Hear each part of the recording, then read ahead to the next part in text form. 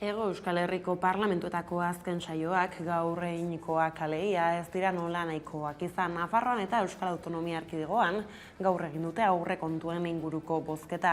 Bietan orain arte iragarritakoa berretsi delarik. Euskal Autonomia Erkidegoan Eusko Legebiltzarrak gaur onartu ditu 2022ko aurrekontuak. EAJaren eta PSren aldeko botoekin egin du eta lehen aldiz Euskal Herria Bilduren abstentzioarekin. Jaurlaritzaren eta Subiranisten arteko akordioak ez du eragin zuzenik izan, bozketaren emaitzan, baina bai indarren arteko harremanetan.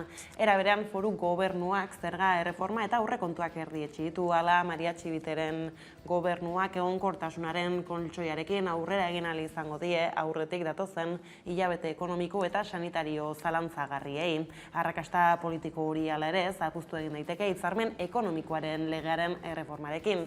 Izan ere, litekena da erreforma hori aurrera ez ateratzea gobernuko bazkien arteko desberdintasunengatik, Nafarroaren eta estatuaren arteko finantza harremanean inoiz ikusi ez den egoera izango litzatekeena gainera. Arratsaldeon guztioi, geroxeago bueltatuko gara Hego Euskal Herriko parlamentuetako azken saioekin, lehenago baina beste lerroburu batzuei helduko diegu. Ekonomia arloko gaiekin jarraiki, Gipuzkoa, Bizkaia, Araba eta Nafarroako nekazaritza sindikatuek mobilizatzeko deia egin dute sektoreko profesionalek bizi duten egoera oso larriaren aurrean eta aldi berean Madrilgo Euskal Autonomia Erkidegoko eta Nafarroako gobernuei eskatu dioten elikagaien kataren legearen erreforma berehala aplikatzeko. Horrek ekoizpen kostuen azpitik ordaintza eragozten baitu haien esanetan. Bada Eguerdiko magazinean Garikoitz Nazabal ene sindikatuko kiderekin egin dugu konexioa sektoreko egoera zein den ezagutzeko. Egoeraz kokoteraino daudela ziurtatu dain zuzen ere Gipuzkoako eneko lehendakariak entzun dezagun. Ez da aurre egitea posible izaten nahi dan edo beste gabe sortzen nahi dan peajea asumitzen nahi herri bezala, sektore bezala ez. Azkenen, bai, azokak eta bertan bera gelditzek baserritar batzuntzako salmenta puntu batzun falta sortzea dakar, azoka garrantzitsu asko, eta ia luzatzen nahi da. Baina orokorren gertatzen nahi zaiuna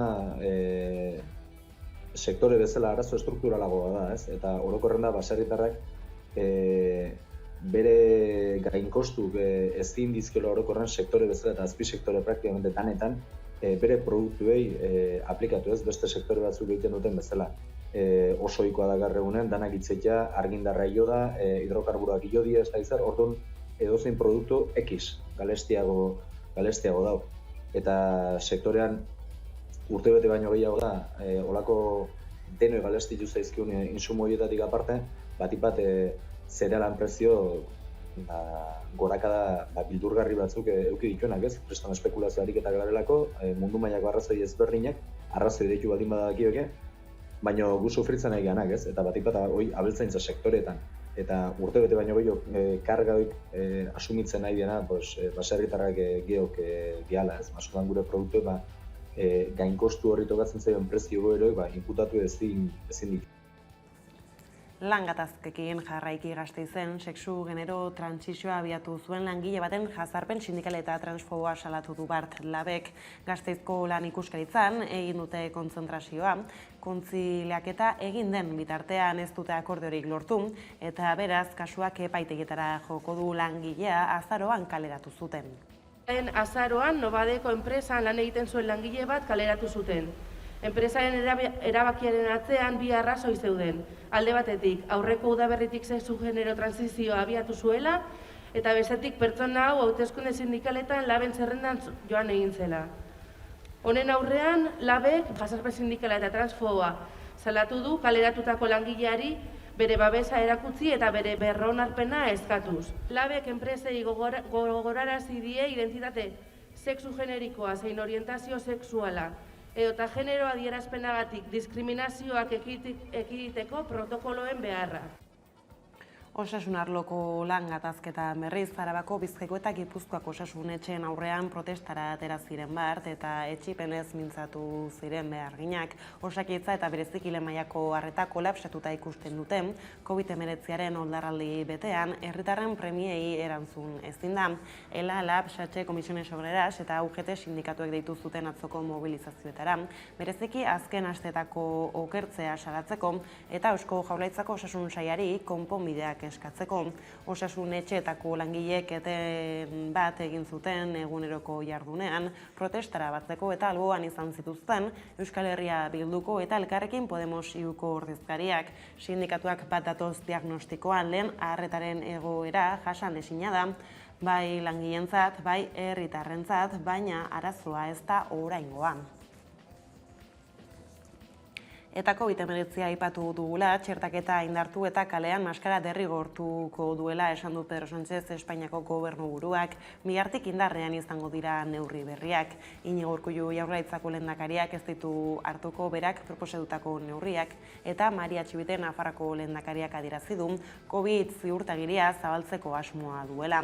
COVID-19aren 6. olatuari hala egin nahi dio aurre Espainiako gobernuak, Pedro Sánchez presidenteak atzo iluntzan adierazi zuenez, Espainiako autonomia erkidegoetako presidenteekin telematikoki egindako konferentzia amaitu berritan hitz egin zuen, baina ordurako bolo-bolo zebilen hartutako neurrietako bat.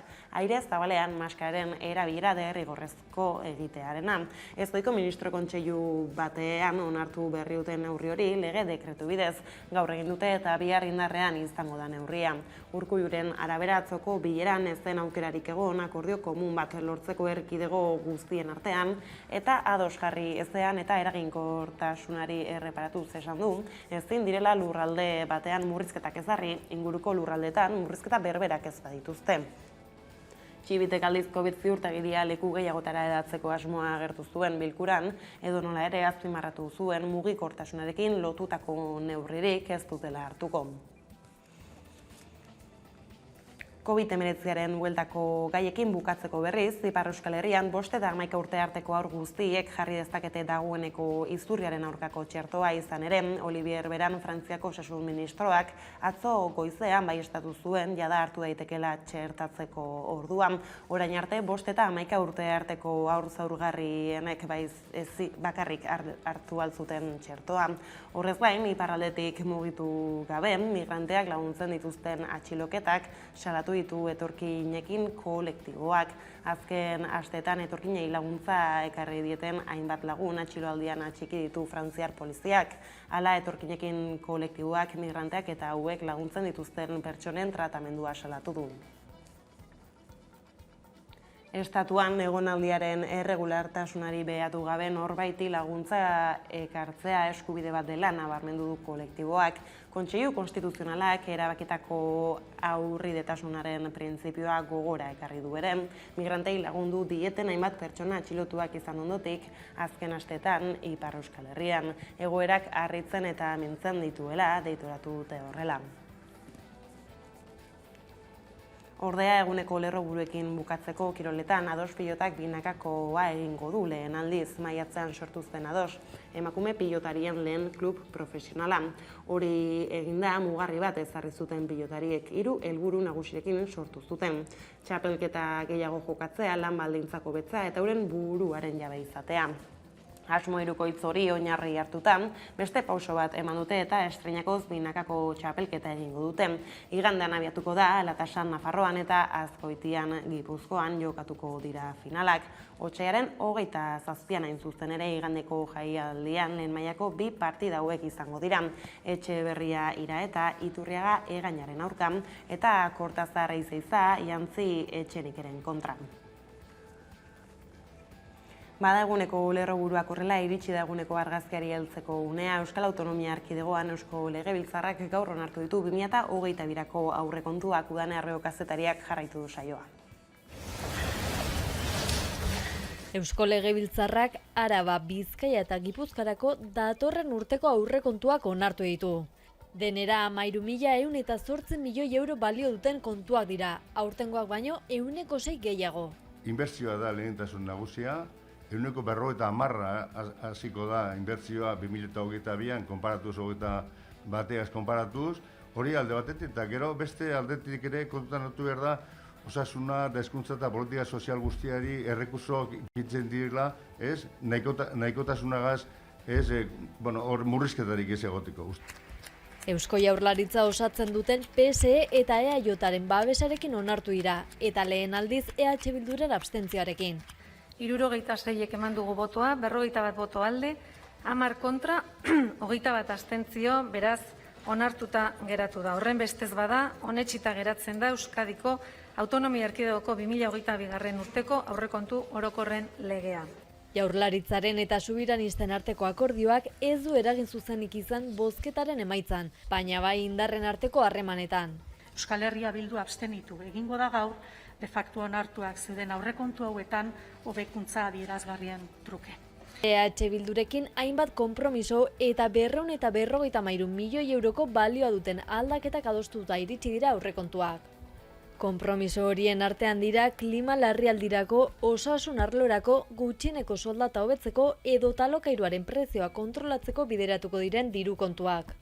Eraldaketa ardatz nagusien bueltako eztabaidak erdigunera ekarri eta herritarren beharrizanei ematen zaien erantzuna hobetzeko asmoz. Garrantzi handiko akordioa da bi aldeek azpimarratu dutenez.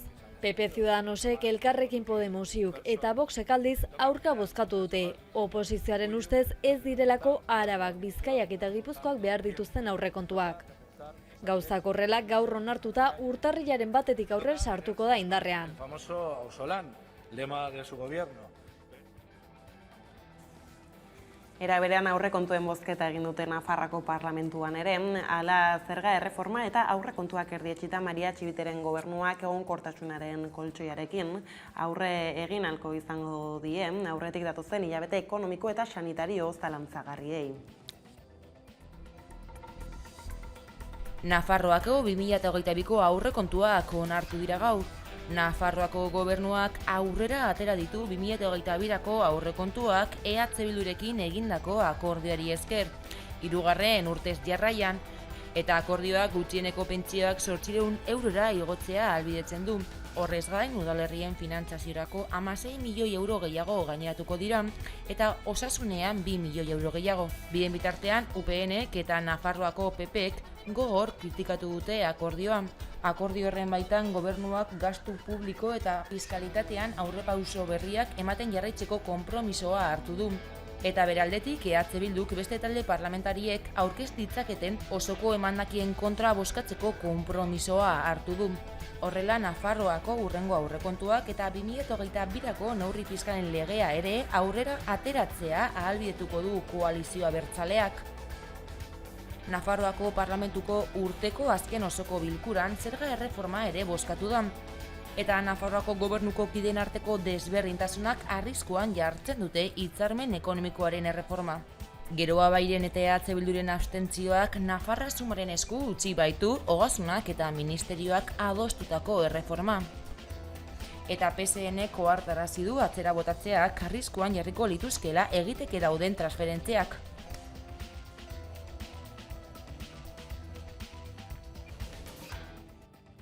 Eta aurrekontuak izpide ditugula, Iruñean Abarrasumari ez zaio nahi bezala atera jokaldia, aurrekontuak onartzeko osoko bilkura hilaren 30 egitekoak dira udalean, eta itxura guztien arabera Abarrasumak osatutako udal gobernuak ezingo ditu onartu aurrekontuak. Enrique Maia alkatearen asmoa zen, baliatzean oposizioak ordezkarei bat gutxiago duela, Josea Baurrea zinegotziaren ordezkoa izendatu arte. Aurrekontuen bozketan berdinketa behartu eta alkatearen kalitatezko botoa erabilita kontuak onartzeko. Halere Baurrea ordezkatuko duen zinegotzia Garbine izango da eta Euskal Herria Bilduk jakinazi duenez, haren kredentzialak iritsi dira. Espainiako hauteskunde batzordeak Iruñeko udalera igorri ditu eta hala Buenok kargu hartu ahal izango du, garaiz bihar 8ko bozketan parte hartzeko. Buenok kargu hartuta oposizioko indarrek gehiengoa izango dute berriro Iruñeko udalean. Euskal Herria Bilduk 7 zinegotzi ditu, PSNek 5 eta Geroa Baik 2 14 guztira. Joseba Siron Indar Subiranistako zinegotziako hartarazi du auzia ez dela, kredentzialak ailegatu ala ez baizik eta maila alkatea prest zegoela ordezkaritza demokratikoaren irizpidea hausteko, gehiengoak baztertzen dituen aurrekontuak inposatzeko, geroa bai prest agertu zen zentsura mozio bat bultzatzeko mailak bere asmoan aurrera egiten bazuen. Gaiztatuta eta Oñatira jauzi eginda, Maikako lantaldea udalerriko natur eskolan izan da, izan ere fase berri bat hasi du eskolak eraikina 3 urtez birgaitzen aritu ondoren. Bestak beste ingurumena eta honen arazoak ezagutu eta lantzeko aukera zabala eskaintzen dute bertan ikus dezagun.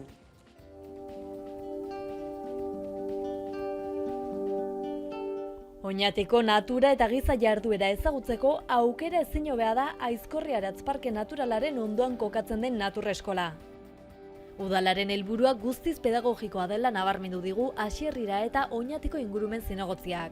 Uste oso garrantzitsua dela herritar orok ezagutzea zer dauken bere ingurun, balion jartzea ingurun daukena, eta kontzientzia sortzea balio handi hori mantentzen saiatzeko, ez? Eta ni uste horretarako erraminta oso erabilgarri dela, hemen 4 hezitzaile ditugu, ondo ezagutzen duena gure ingurua zer dan, eta horren lanketan dabiltzenak egunero.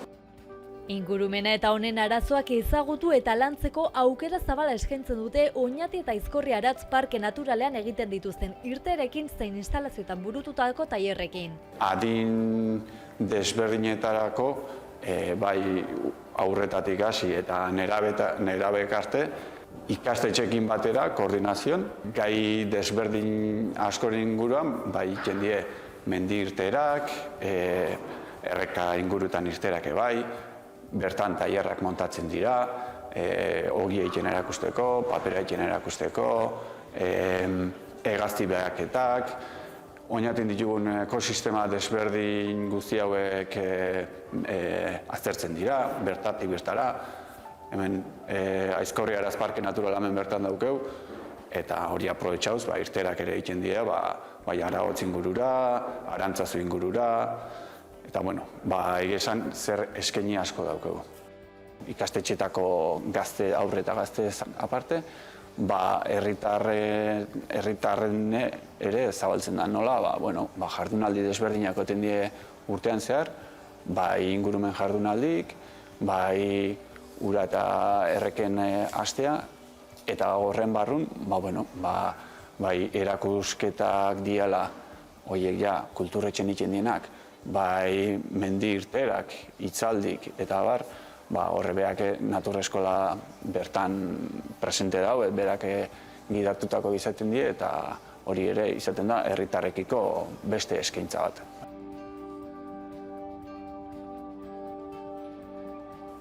Zergaitik esango nuke Oñatiko natur eskola desberdintzen dela beste askotatik, eraikin honetan, eraikin handi honetan dauzkeulako gela desberdinetan, ekosistema desberdinen erreprodukzio batzuk, dioramak deitzen zainak. Eta animalia askoren, bai bisikautakok edo gezurretazko erreprodukziok bertan ditugu, ez? Bertatik bertera ikusi ditzazkegu orduan. Hau oso garrantzitsua da aurrentzako eta nerabentzako eta bertatik bertara ikusi dezakezulako okil bat nolako dan, edo azkonarra nolako dan, eta, nik uste eskaintza oso interesgarria daukeula alderri hortatik. Eraikina 3 urtez birgaitzen aritu ondoren guztiz eraberrituta inauguratu du udalak. 3 solairuz osatua da, orotara ia 1000 metro karratutik gora ditu eta gela bakoitza tailer ezberdinetarako egokitua dago. Birgaitze hau egitea erabaki izanen, hasieratik pentsa izan zen, eraikin eta zerbitzu honekin bere izaerarekin akordez zigoan era batera izan behar ez? Eta hori zein izan da, oinarri bezala hartu die bioeraikuntzako teknika desberdinek. Horien artean azpimarratu ditu fatxada nagusian lastoa eta egurra erabili dela isolamendurako, zelulosa insuflatua gainontzeko fatxaden betegarri bezala. Barnealdean kortxoa erabili dute zoruan eta zokaloetan, hau ere isolamendurako, kasu honetan hezetasunetik isolatzeko. Argi naturala sartzeko obra bat eginda, berotzeko aerotermia eta biomasa erabili dira eta azkenik komun lehorrak jarri dituzte. Teknika desberdin hauek eta horretaz gain, bai erabili den materialak, bai pinturak edo oditeria eta augea material ingurumenakin alik eta errespetu gehien dukien materialak erabiltzen. Natureskolaren fase berri honetan urtean zehar herriko talde eta elkartekin elkarlanean antolatzen dituzten ekintzetan parte hartzera animatzen dituzte herritarrak. Aurrera begira, datorren urtean, otsaileko ingurumen jardunaldietan, egingo duguna da ja ate ireki batzuk ja, ordutegi zabal batekin eta herritar guztiei, bai ikastetxeei, eragile desberdinei zuzenduta.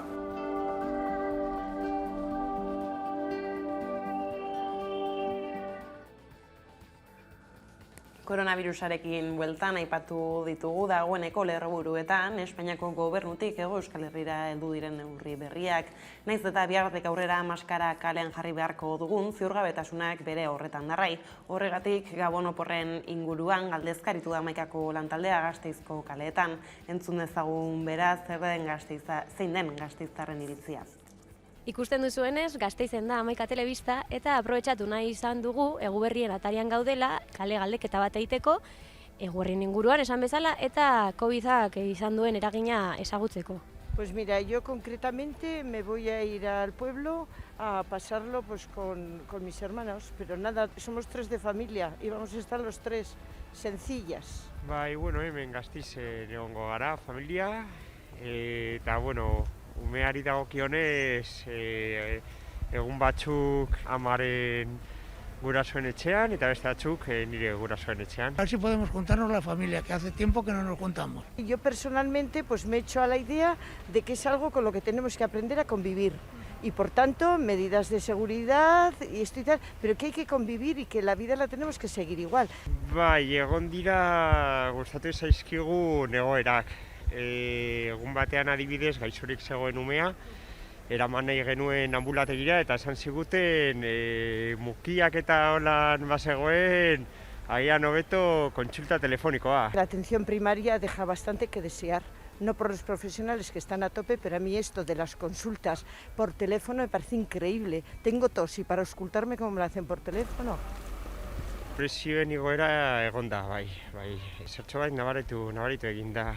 En casa hemos notado obviamente la subida de la luz, la del gas, principalmente, lo demás pues no nos han subido ni alquileres ni nada más. Era berean Bilboko lantaldea ere, kalera irten da oporren bezperan ikus dezagun zer dioten Uriko herritarrek. Gabonak heltzear daude familia eta lagunekin biltzeko garaialegian. COVID-19ak zeharo baldintzatu zituen pasaren urteko Gabon jaiak eta ezoiko moduan afari eta bazkariak antolatu ziren. Aurtengo urte amaierako ospakizunak nolakoak izango diren zalantzan dago. Izan ere, Iñigo Urkullu lehendakariak eskatu du pandemiari aurre egiteko neurriak zorroztasunez, konpromisoz eta arduraz betetzeko. Halaber, Gotzone Sagardui osasun sailburuak ohartarazi du kutsatzeak goia jo dutela Araba, Bizkai eta Gipuzkoan.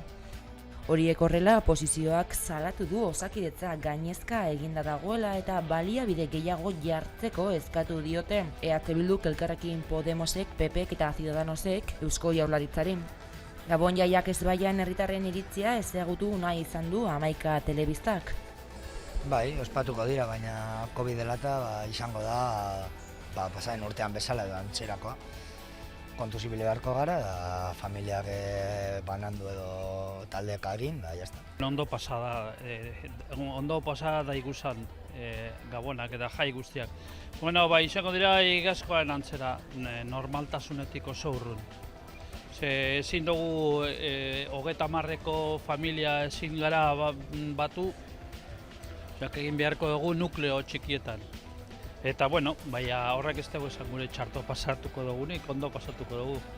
Ni pentsatzen dut izango direla erdibideko gauza bat. Batzuek egingo dute pasan urtean bezala bildur askorekin, baina beste batzu ja superatu dute egoera guzti hau. Y pues eso, que para quedar con mis amigos, para reunirme con la familia y todo, pues hay muchas dificultades. Hala, maskara erabiltzea, bilaketak saihestea eta tertoa jartzea direla babesik onena azpimarratu du Urkulluk. 11 telebistak bildu dituen ahotsek adibidez azaldu dute familiakide hurbilekin bilduko direla. Printzipioz ez maskarilla erabiltzen dugu, da gero jateko orduan, ez. Bueno, neurri berezirik ez, betiko bizitza ingo dugu eta kitxo. Elkartuko gara eguneroko familiardekoak eta besterik ez. Ez dago ingo eskara asko batuko eguneroko bizitza. Gure etxean erreza da, guk egite duguna afaria, amak eta biok egite dugu bakarrik, hasi egin dugu normal, inolako proba barik bezaz ez. Eusko Jaurlaritzak ez du neurri berezirik oraindik indarrean jarri. Bien bitartean, Nafarroako gobernuak gomendatu du gabonetan gehienez 2 familia unitate biltzea.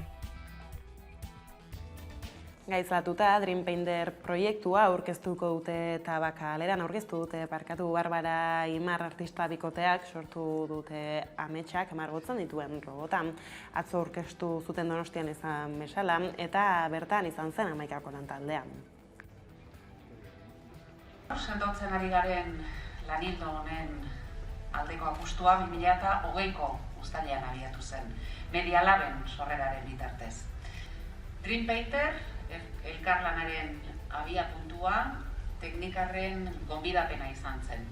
Robotika kolaboratiboaren, interakzioaren eta batez ere robotaren eta gizakiaren arteko konfidantza harremanak aztertzeko.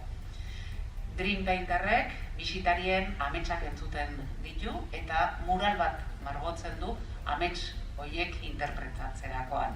La instalación trata sobre sueños que todos tenemos, a veces no entendemos, pero invitamos a todos a compartir y dejar a robot interpretar nuestros sueños. La idea inicial era que tener confianza con los robots y hacer una tarea colaborativa entre tú y el robot. Entonces nuestra idea vino en esta idea de poder interpretar los sueños para poder hacer una interpretación gráfica a través de un dibujo entre la abstracción y el figurativismo de esa interpretación de tus sueños y que tú vas a poder interpretar quizá mejor que nadie. Nada, esperamos que disfrutéis la obra y que la gente comparta mucho sueño. Osteguneko kontuak horrela direla, iritsi gara albistegiaren bukaerara gaurkoan, Baizera taldaren Kutren festa kantuarekin utziko zaituztegu. Gustatuko zaizuelakoan besterik ez gure aldetik hauek izan dira, eguerdiak gurean gaur utzi dituenak, guztiak eta gehiago nahi duzuen aldiro, 11.eus atarian ondo izan eta opor zoriontsuak pasa.